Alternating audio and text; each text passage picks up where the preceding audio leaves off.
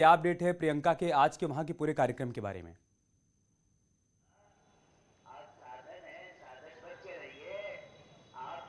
देखिए, इस वक्त की सबसे बड़ी खबर यह है कि प्रियंका गांधी दिल्ली से रवाना हो गई हैं और एयरपोर्ट पर उनके पहुंचने का समय करीब 11 बजे रखा गया और यहां से एयरपोर्ट आने के बाद एक अघोषित रोड शो के जरिए प्रियंका गांधी बाबा विश्वनाथ मंदिर आएंगी, वहां दर्शन पूजन करेंगी, करीब 20 मिनट वहां रहेंगी और उसके बाद इसी रूट से प्रियंका गांधी गुदौलिया चौराहे होते हुए दुर्गा कुंड जाएंगी, जहां मां दुर्गा की पूजा करेंगी। और इसको लेकर इस पूरे इलाके को कांग्रेस ने होर्डिंग से पाट दिया है। ये देखिए, यहाँ जगह जगह किसान न्याय रैली के होर्डिंग्स लगाए गए हैं और दुर्गा कुंड मंदिर में पूजा के बाद प्रियंका गांधी जाएंगी रैली स्थल। और इस बीच में प्रियंका गांधी जो सबसे नया होगा कांग्रेस के लिए इस बार उत्तर प्रदेश चुनाव के लिए, कि आमतौर पर जब भी कभी कांग्रेस के दिग्गज नेता यहां आए हैं तो पूर्वांचल में सबसे बड़े पुराने कांग्रेसी ब्राह्मण परिवार पंडित कमलापति त्रिपाठी की मूर्ति के पे नमस्कार करने के बाद ही कोई कार्यक्रम होता था। तो इस बार प्रियंका गांधी का जो ये दौरा है उसमें प्रियंका गांधी बीएचयू जाके मालवीय जी की प्रतिमा पर माल्यार्पण करेंगी। तो ये एक बदली हुई तस्वीर होगी। और किसान न्याय रैली, जैसा कि आप दर्शक जान रहे हैं कि 2 दिन पहले जब ये खीरी कांड हुआ है उसके पहले इस रैली को प्रतिज्ञा रैली का नाम दिया गया था और प्रतिज्ञा रैली के बाद जब ये लखीमपुर खीरी की घटना होने के बाद अब इस रैली को किसान न्याय रैली का नाम दिया गया है। आप बोर्ड पे भी देख सकते हैं किसान न्याय रैली। जो प्रतिज्ञा रैली थी वो पहले किसान प्रतिज्ञा में बदली और अब वो किसान न्याय रैली के नाम से हो रही है। और कुछ देर बाद प्रियंका गांधी वाराणसी के एयरपोर्ट पर पहुंचेंगी। खास बात यह है कि इस पूरी रैली में ये एक तरीके से पूर्वांचल के जरिए पहला शंखनाद है उत्तर प्रदेश चुनाव का, जो बड़े स्तर पर हो रहा है। और इस पर प्रियंका गांधी के साथ साथ पंजाब के मुख्यमंत्री और छत्तीसगढ़ के मुख्यमंत्री के भी रहने की चर्चाएं हैं। छत्तीसगढ़ के मुख्यमंत्री उनके साथ एयरपोर्ट पर देखे भी गए हैं। दीपेंद्र सिंह हुड्डा होंगे इसके साथ। भाजपा कांग्रेस के उत्तर प्रदेश के बड़े चेहरे होंगे, प्रमोद तिवारी हैं और जो दिग्गज चेहरे हैं वो हैं। तो माना जा रहा है कि इस रैली के जरिए लखीमपुर खीरी की घटना को लेकर जो जिस तरीके की 3 मांग उठाई गई हैं उन्हीं 3 मांगों पर ये प्रियंका गांधी का दौरा इसी के जरिए चुनावी शंखनाद भी कांग्रेस पार्टी यहाँ पर कर रही। उपेंद्र, आप बने रहे हमारे साथ। अनामिका से हमारा संपर्क हो गया, लखनऊ चलते हैं। अनामिका, 11 बजे बैठक की शुरुआत हो जाएगी। सबसे पहले गोरखपुर के विधायकों और सांसदों से संवाद होगा। तकरीबन 1 घंटे का समय बचा है। किस तरीके की हलचल, क्या अपडेट है और बैठक में किन किन बिंदुओं पर चर्चा होगी?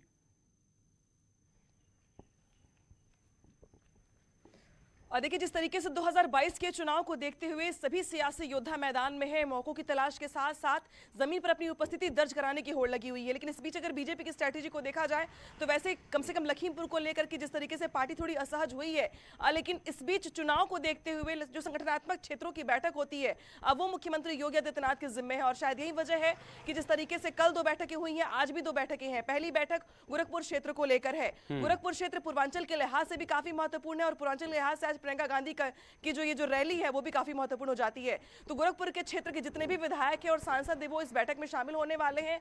वहां पर हालात क्या है, वहां पर चुनौतियां क्या है पार्टी के लिए, विधायकों की परफॉर्मेंस कैसी है, सांसदों का कंट्रीब्यूशन किस तरीके का होगा, इसको लेकर बात की जाएगी। इसके बाद काशी क्षेत्र की बैठक होगी। तो ये दोनों बैठकें जो है वैसे तो संगठन की बैठकें हैं, लेकिन अगर पॉलिटिसाइज किया जाए इसको तो काफी महत्वपूर्ण हो जाती है। क्योंकि काशी क्षेत्र की जब बैठक की बात करते हैं हम, तो आज उसी काशी में प्रियंका गांधी मौजूद होकर चुनावी शंखनाद कर रही हैं। तो देखना यह होगा कि जिस तरीके से प्रियंका गांधी की सक्रियता बढ़ी उत्तर प्रदेश में, बीजेपी के लिए किस तरीके से इसको चुनौती के तौर पे देख रही है, या फिर चूंकि संगठन को देखते हुए बीजेपी ने हमेशा से जमीन पर काम किया है, पन्ना प्रमुख से लेकर बूथ स्तर पे पार्टी को मजबूत करने से लेकर टिकटों को काटने से लेकर मंत्रियों की परफॉर्मेंस तक बहुत सारे क्राइटेरिया है इस बार जो पार्टी ने तय किया टिकट बांटने को लेकर।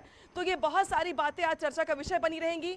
साथ ही सरकार के कामकाज का प्रचार प्रसार भी काफी महत्वपूर्ण मुद्दा होगा, जिसके जरिए पार्टी चुनाव में जाने की तैयारी कर रही है। ठीक है अनामिका, बलरामपुर चलते हैं जहां पर आज ओवैसी का कार्यक्रम है। वहां से सर्वेश हमारे साथ जुड़े हुए हैं। सर्वेश, कैसी तैयारियां हैं एआईएमआईएम की तरफ से और किस तरीके का उत्साह वहां पर कार्यकर्ताओं के भीतर देखने को मिल रहा है? कितने बजे ओवैसी वहां पर पहुंच जाएंगे?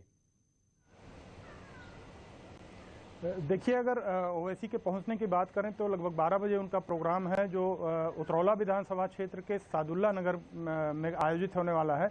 आपको बता दें कि ओवैसी ने लगभग 6 महीने पहले ही अपनी चुनावी उत्तर प्रदेश में चुनावी रैली की थी और वो पहली रैली उन्होंने बलरामपुर में ही की थी मार्च महीने में। और उत्तर प्रदेश में पहला प्रत्याशी उन्होंने जो एआईएमआईएम का घोषित किया था वो उतरौला विधानसभा से घोषित किया था।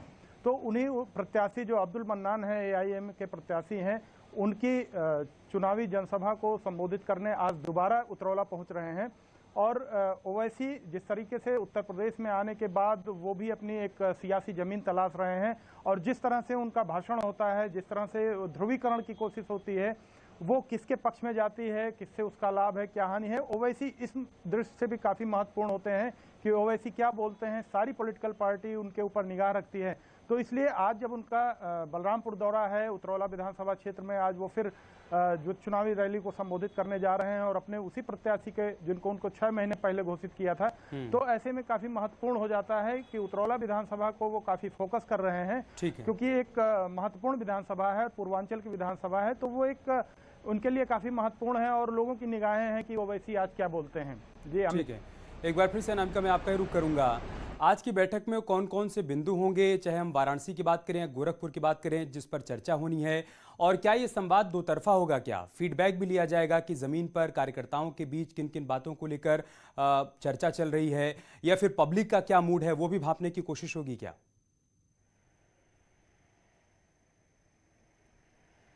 और देखिए, वैसे तो संगठन की बैठक मानी जाती है, क्योंकि जो बीजेपी के संगठनात्मक क्षेत्र हैं, जो 6 क्षेत्र में पूरे प्रदेश को डिवाइड किया गया है पार्टी की ओर से, उसमें अलग अलग बैठकें मुख्यमंत्री योगी आदित्यनाथ के स्तर पर की जा रही हैं। हालांकि इसके पहले हमने देखा है कि जब धर्मेंद्र प्रधान आए थे, चुनाव प्रभारी जो यूपी के हैं, वो भी लगातार बैठकें कर रहे हैं, प्रदेश अध्यक्ष पर डे बैठकें करते हैं, लेकिन मुख्यमंत्री योगी आदित्यनाथ इन बैठकों को संबोधित कर रहे हैं। तो दो तरफा संवाद होगा। ये पहली बात तो ये कि सरकार ये जानना चाहती है कि जो अलग अलग सर्वे होते हैं, इसके इतर पार्टी के कार्यकर्ताओं को लेकर, खासतौर पर विधायकों की परफॉर्मेंस को लेकर क्या अपडेट है, क्या फीडबैक है, क्योंकि जो हमारे पास सूत्र बता रहे हैं उसके मुताबिक इस बार 30% विधायकों के टिकट कट जाएंगे, जिसमें मंत्रियों की भी लिस्ट लंबी चौड़ी शामिल है इसमें। तो पार्टी जिस तरीके से चुनाव की तैयारी कर रही है, मुख्यमंत्री योगी आदित्यनाथ जो संवाद कर रहे हैं, प्रयास ये भी जानने का है मुख्यमंत्री की ओर से कि वो कौन कौन से जिले और वो कौन कौन से क्षेत्र हैं जहां पे सरकार के कामकाज को लेकर जनता के बीच में क्या फीडबैक है। और इसी संवाद के जरिए पार्टी ये भी खाका तैयार कर रही है कि विधायकों की परफॉर्मेंस रिपोर्ट तैयार। सहारनपुर चलते हैं, देवेश वहां से हमारे साथ हैं। देवेश, अखिलेश यादव के पूरे कार्यक्रम के बारे में जानकारी दीजिए।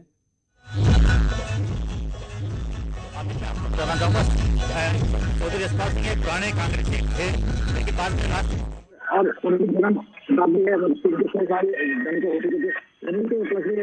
प्रोग्राम रखा गया है, और कहीं ना कहीं 2022 के चुनाव भी करवाया गया है, और गंभीर विधानसभा क्षेत्र में ये दिया जाता पड़ता है, और गंभीर विधानसभा के प्रभारी यहाँ पर पूछ रहे हैं। देवेश, कुछ तकनीकी दिक्कत है, आपकी आवाज आ नहीं पा रही है। बहुत शुक्रिया आप सभी का हमारे साथ जुड़ने के लिए और विस्तार से सभी खबरों पर जानकारी हम तक पहुंचाने के लिए।